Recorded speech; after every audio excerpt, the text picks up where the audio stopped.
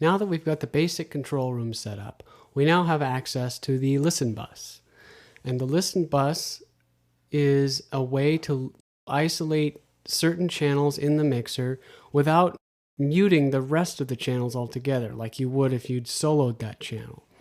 Instead, it dims or lowers the level of the rest of the channels that are not listen enabled in favor of those that are listen enabled. So you can still hear the listen enabled tracks in context with the rest of the mix, but only accentuated.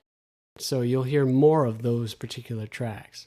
So in order to demonstrate this, first I'm going to mute my vocal tracks here so that we don't get confused between me singing and me talking here. And then I'm going to start my project maybe somewhere where there's both piano, bass, and drums going on. And I'm going to go ahead and start it. Right now we're hearing the regular mix. But if I listen and enable the drums, for example, you hear that the drums are now accentuated, but you can still hear the rest of the mix behind the drums at a lower level. And that's basically what the listen bus does. So if I disable the listen button here, now you'll hear the regular mix as it is. So some of the controls that are involved with the listen bus include obviously all the listen buttons on the audio channels in the Cubase mixer. So obviously MIDI channels do not have listen buttons, but anything audio does. And you can select more than one channel at a time for listening, or just one channel at a time. It doesn't matter. And then the rest of the controls are over here in the control room mixer. So one of the main ones here is this, which acts both as an indicator and a deactivate button. So if I've activated any listen channels in the mixer, like say I listen to the bass and the piano, so they'll be accentuated while the rest of the mix is attenuated or at a lower level in the background, this indicator then turns on red. And if I want to deactivate all listens that are in the mixer, I just have to hit that button and it now deactivates all the listen buttons in the mixer. Just below that button is the listen dim level, and that's the level at which it attenuates or lowers the rest of the mix, the non-listen enabled tracks. So in this case, it's set to -6 dB. And if I play my song and listen and enable the drums again, you hear the drums in the foreground, and I can actually lower everything that isn't the drums, everything that isn't listen enabled, I can just bring this down.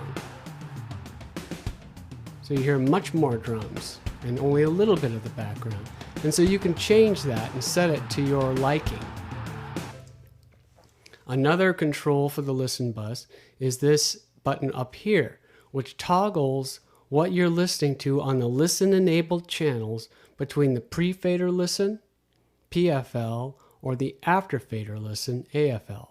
Most of the time you'd want to hear the channel that you're listening to after fader, which means not only the after this fader here, which is true, it is after that fader, but also it includes any insert effects that you happen to have added to that channel. In this case, I have no inserts on that channel, but in order to listen to them, I need to have the after fader listen active. Pre-fader listen means that it's actually listening to the input of this channel.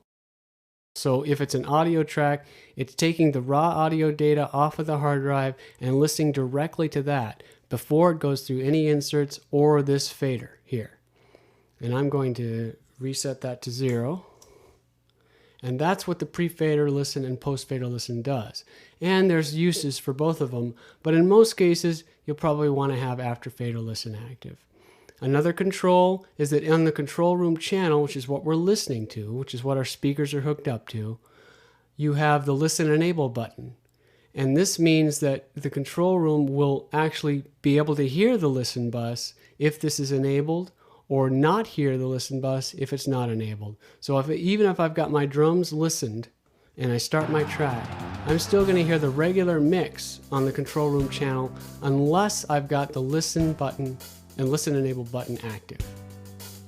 And there is actually more than one available control room channel, and I'll go into that later. But that's why you have independent control over those with these listen enable buttons here. This fader control just below the listen enable button actually controls the level of the listened tracks. So the listen enabled tracks have their fader level controlled, or have their level controlled with this level. So if I turn on my mix again, I can bring up the drums, I can lower the drums, and that controls any of the channels that are actually listen enabled. That's the opposite of this fader control, which controls any of the channels which are not listen enabled. So you have a lot of control over exactly how you hear what channels you want to hear when you've listen enabled them. So that is the listen bus. And one of the possible uses of the listen bus, besides a control room engineer wanting to hear and listen to a specific channel in context with the mix, is also if you have a one-man band recording studio and you're doing vocals, you can just use the listen bus to quickly create a more me mix so that you hear more of yourself in the earphones and less of the rest of the mix. But yet you still hear the rest of the mix. As obviously you don't want to solo yourself, but you want to hear more of you and a little less of the rest of the mix. You can set the listen bus just the way you want it to have a more me mix in a very quick amount of time. Now, if you want something more specific than that, something a more tailored mix for more than one individual performer who happen to be tracking at the same time, in that case, you're going to need to use studio sends and studio channels. And we're going to start to cover those in the next video, so stay tuned.